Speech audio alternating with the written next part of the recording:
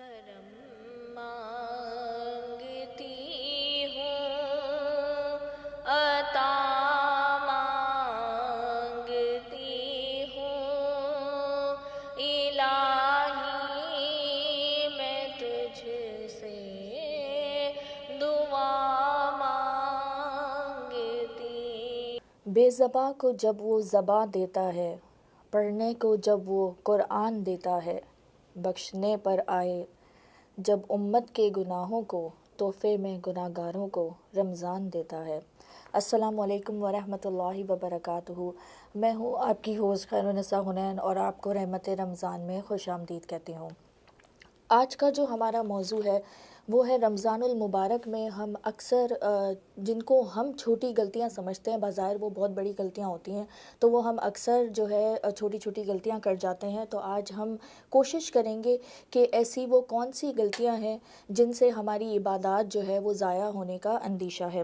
آج اسی حوالے سے، اسی موضوع پہ ہم مزید بات کریں گے۔ ہمارے ساتھ موجود ہے ہماری بہت ہی پیاری مہمان جو کہ بہت ہی احسن انداز میں گفتگو کرتی ہیں، اور یہ اسٹوڈنٹ بھی رہ چکی ہیں شیخ ڈاکٹر محمد صالحہ کی، اور ساتھ ہی یہ آرٹیکل بھی لکھتی ہیں بہت ہی ان کے، اور یہ 18 سال سے دین کی خدمت کر رہی ہیں ماشاءاللہ سے۔ السلام علیکم آسمہ ڈاکٹر بنت شمیم۔ وعلیکم السلام ورحمۃ اللہ۔ میں ٹھیک ہوں الحمد للہ، آپ کیسی ہیں؟ میں ٹھیک ٹھاک۔ آسمہ، آج کا ہمارا موضوع جو ہے وہ رمضان میں جو ہم چھوٹی چھوٹی غلطیاں کر جاتے ہیں، جنہیں ہم چھوٹا کنسیڈر کرتے ہیں لیکن وہ ہوتی بہت بڑی غلطیاں ہیں، تو آج ہم آپ سے ان حوالے سے جو ہے وہ ڈسکس کریں گے۔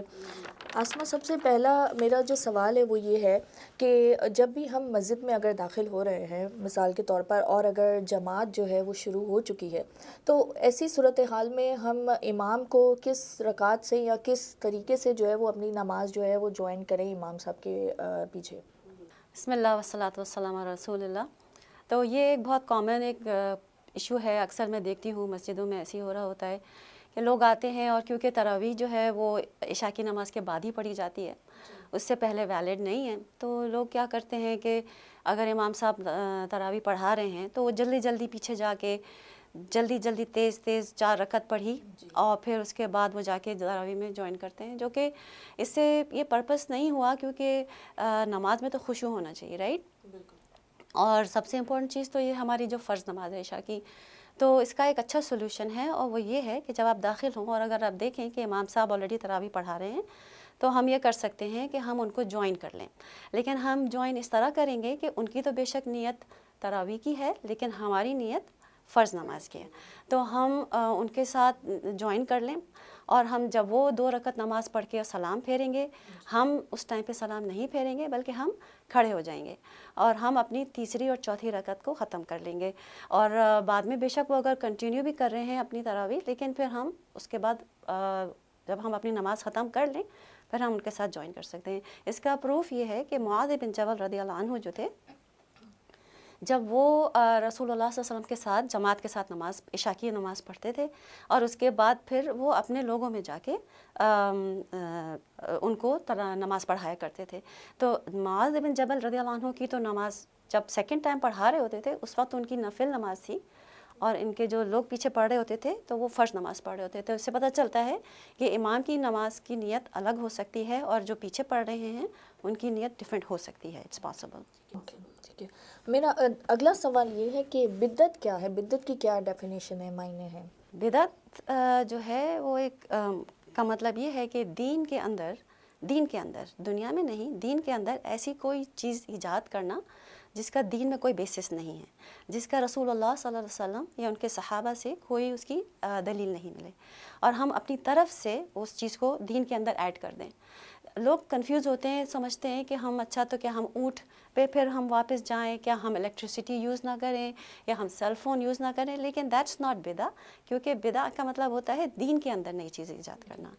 دنیا کی چیزوں میں تو ہمیں اللہ تعالیٰ نے اوپن رکھا ہے، تو اچھی بات ہے کہ ہم دنیا کی چیزوں میں نئی نئی ٹیکنالوجی یوز کریں، لیکن دین کے اندر کوئی اگر اپنی طرف سے ہم کوئی عبادت کرتے ہیں یا کوئی ایسی عمل کرتے ہیں جس سے ہم سمجھتے ہیں کہ اللہ اس کو پسند کرے گا یا ہم اللہ تعالیٰ کے قریب آنا چاہتے ہیں اس عمل سے، لیکن اگر اس کی کوئی دلیل رسول اللہ صلی اللہ علیہ وسلم سے یا ان کے صحابہ سے نہیں ملتی، تو ہم اس چیز کو چھوڑ دیں ادروائز، کیونکہ یہ بدعت بن جاتی ہے۔ بالکل، میرا اگلا سوال یہ ہے ڈاکٹر آسما آپ سے، ماشاء اللہ بہت اچھے طریقے سے ہمیں ہماری رہنمائی فرما رہی ہیں۔ کچھ لوگ عشاء کی فکر میں جو ہے وہ تراویح، مطلب عشاء کی فکر ہم لوگوں کو کم ہوتی ہے اکثر، اور تراویح میں ہمیں زیادہ ہوتا ہے کہ ہم جو ہے جلد سے جلد تراویح جوائن کر لیں، تو اس حوالے سے آپ کیا کہیں گی؟ یہ جو ہے نا، یہ کچھ تھوڑا سا ہماری پرائیورٹیز میں گڑبڑ ہو گئی ہے، کیونکہ ہمارے لیے مسلمان کے حیثیت سے سب سے موسٹ امپورٹنٹ جو چیز ہے وہ نماز ہے، اور نماز میں سب سے پہلے آف کورس جو فرض نمازیں ہیں، تو تراویح جو ہے وہ ایک سنت مؤکدہ ہے، اور جبکہ عشاء کی نماز جو ہے وہ فرض ہے۔ تو ہمارے لیے زیادہ امپورٹنٹ عشاء کی نماز ہے، اور خالی رمضان میں ہی نہیں، رمضان کے بعد بھی۔ تو دا موسٹ امپورٹنٹ تھنگ جو ہمیں چاہیے وہ یہ کہ ہم اپنی نمازیں 5 وقت کی ریگولر فرض جو نمازیں ہیں ان کی ہم اس طرح سے اہتمام کریں جیسے ہم تراویح کا اہتمام کرتے ہیں۔ ہم تھکے ہوئے ہوتے ہیں رمضان میں، ہم روزے کے بعد انسان کی ہمت نہیں ہوتی ہے، لیکن پھر بھی ہم اپنے آپ کو پش کر کے تراویح میں پڑھنے جاتے ہیں، جو کہ بہت اچھی بات ہے، بس یعنی کہ بہت انکریجنگ چیز ہے، لیکن ہم بھول جاتے ہیں کہ عشاء کی جو نماز ہے وہ فرض ہے، اور ہمیشہ جو فرض ہے وہ زیادہ امپورٹنٹ ہے بنسبت سنت کے یا نفل کے۔ تو اس لیے جو ہمارے فرائض ہیں ہم اس کو یوز کریں، اس مہینے کو استعمال کریں کہ اپنے آپ کو اس طرح سے ہم فرائض کے اوپر مضبوط ہو جائیں، فرائض کے اوپر ہم اپنے آپ کو کانسٹنٹ کر لیں۔ اگر ہم تراویح نہیں بھی پڑھیں گے، لیکن اگر ہم نے اپنے آپ کو اپنے فرائض جو نمازیں ہیں ان کے اوپر ہم نے پابند کر لیا، اللہ کو یہ زیادہ پسند ہوگا۔ میرا اگلا سوال، اکثر جو لوگ پریشان رہتے ہیں، کنفیوز رہتے ہیں تراویح کے حوالے سے، یہ ہے کہ جب تراویح ختم ہو جاتی ہے تو وتر جو رہ جاتے ہیں وہ گھر میں پڑھنا بہتر ہے یا ہم مسجد میں ہی پڑھ سکتے ہیں؟ وطر جو ہے رسول اللہ صلی اللہ علیہ وسلم نے فرمایا کہ جو قیام جب کرتے ہیں یا تراویح ہم پڑھتے ہیں تو جس نے امام کے ساتھ ختم کیا نماز کو تو اس نے ایز اف کہ پوری رات نماز پڑھی۔ تو یہ چیز اچھی بات ہے کہ آپ نے اگر امام کے ساتھ وطر ختم کر لیے، لیکن اس سے اور افضل کیا چیز ہے کہ آپ وطر جو ہے اگر ڈیلے کر کے پڑھیں، کیونکہ رسول اللہ صلی اللہ علیہ وسلم نے ایک اور حدیث میں، صحیح حدیث میں فرمایا کہ وطر کو اپنی رات کی آخری نماز بناؤ۔ اس سے ہم کیا کریں گے، اگر ہم فرض کیجئے امام صاحب کے ساتھ ختم بھی کرنا چاہتے ہیں تاکہ ہماری کاؤنٹ ہو کے جیسے ہم نے پوری رات نماز عبادت کری، تو اور ہم وطر ڈیلے بھی کرنا چاہتے ہیں تو اس کا بہت اچھا طریقہ ہے۔ اس کا طریقہ یہ ہے کہ جب امام صاحب وطر پڑھائیں تو ہم ان کے ساتھ نیت کریں، لیکن ہم وطر کی نیت نہ کریں، ہم نفل کی نیت کریں۔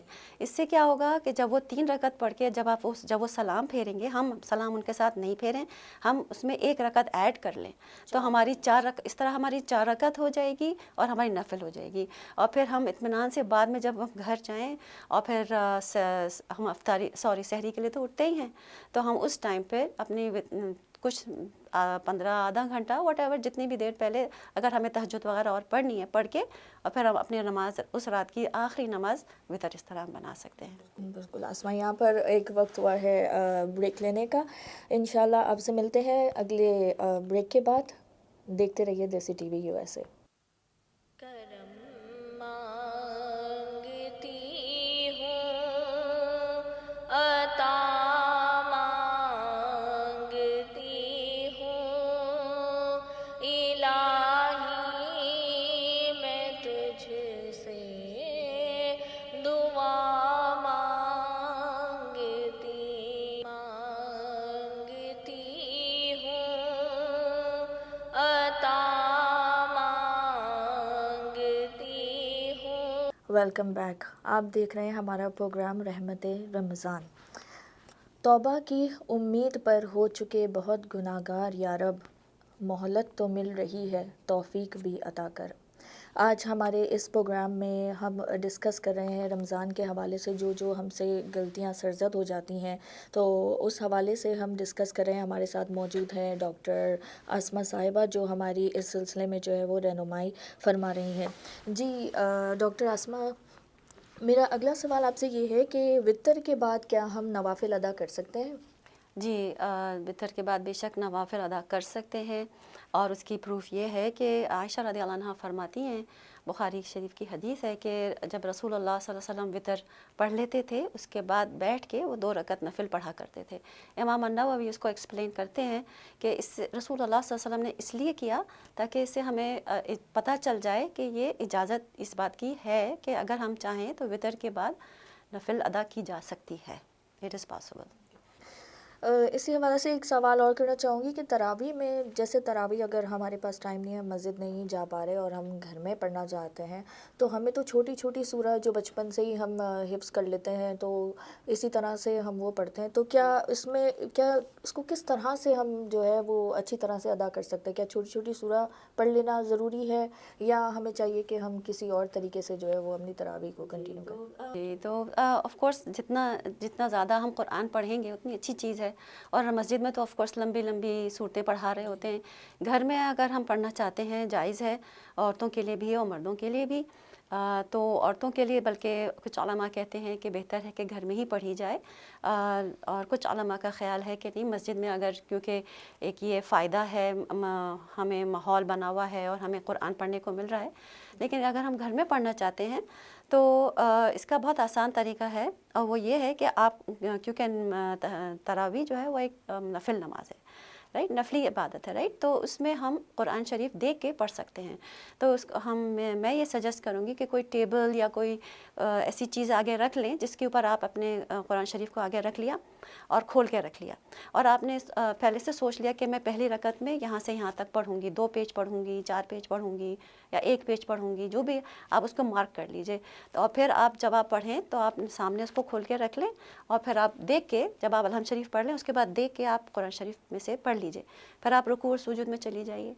फिर जब आप सेकंड रकत के लिए खड़ी हों तो आप पेज पलट सकते हैं. तो इतना मूवमेंट जायज़ है, पेज पलट के और आप फिर आगे पढ़ सकती हैं. इस तरह से आपका कुरान की तिलावत भी हो गई और आपको तहज्जुद भी मिल गई, या तरावी भी पढ़ ली आपने, और आपका क़याम भी लंबा हो गया, और उसमें आप इत्मीनान से जितना भी लंबा करना चाहती हैं आप कर सकती हैं. इसके अलावा इसी हवाले से ही है कि कुरान मजीद को हाथ में रखने से वाले ही सवाल है कि इमाम साहब के साथ अगर हम बाजमात नमाज अदा कर रहे हैं और अगर हम साथ में कुरान पाक खोल कर उनके साथ तिलावत कर रहे हैं या स्लो आवाज़ में पढ़ रहे हैं, वो सही है, या सिर्फ़ उनको खामोशी से समात किया जाए और बस कुरान की जानिब जो है वो देखा जाए कि वो कहाँ तिलावत कर रहे हैं? तो इस हवाले से क्या कहेंगे आप? नहीं, डिसरिस्पेक्ट बिल्कुल भी नहीं हुई, क्योंकि आपने किसी ऊंची चीज़ के ऊपर रखा हुआ है और फिर आप उसको बस आप पेज टर्न कर रही हैं. और ये क्योंकि हमारी नीयत जो है वो नीयत के ऊपर हर चीज़ होती है, राइट. तो हमारी नीयत ये है कि हम ज़्यादा कुरान पढ़ना चाह रहे हैं, तो इसमें ये बिल्कुल जायज़ है. जैसे कि रमज़ानुल मुबारक का महीना है, रहमत और बरकतों वाला, और ज़्यादा से ज़्यादा लोग कोशिश करते हैं कि उम्रा पे जाएं. तो उम्रे के हवाले से एक सवाल करना चाहूँगी कि जब हम तवाफ़ कर रहे होते हैं, दौरान तवाफ़ जो है हम कुरान पाक को हाथ में लेकर इस तरह से हम खाने काबा का तवाफ़ कर सकते हैं? जी बिल्कुल कर सकते हैं, क्योंकि तवाफ़ के टाइम पे दुआ और ज़िक्र यही हमें करना है. तो उस टाइम पर हम अल्लाह सुब्हानहू तआला के घर पे मौजूद हैं, और अल्लाह का ज़िक्र सबसे बेहतरीन ज़िक्र कुरान है. तो अगर हम उसका ज़िक्र करते जाएंगे और कुरान पढ़ते जा रहे हैं और तवाफ़ करते जा रहे हैं, इसमें कोई हर्ज नहीं है. बिल्कुल सही सही. बहुत बहुत शुक्रिया डॉक्टर आसमा, आज हमें आपने कीमती वक्त निकाला और जो है हमें ज्वाइन किया. अभी हमारे प्रोग्राम का वक्त जो है वो इख्तिताम पर है. इंशाल्लाह आपसे अगले प्रोग्राम में मुलाकात होगी. इजाज़त दीजिए अपनी होस्ट खैरुन्निसा हुनैन को. देखते रहिए देसी टीवी USA. अल्लाह हाफ़िज़.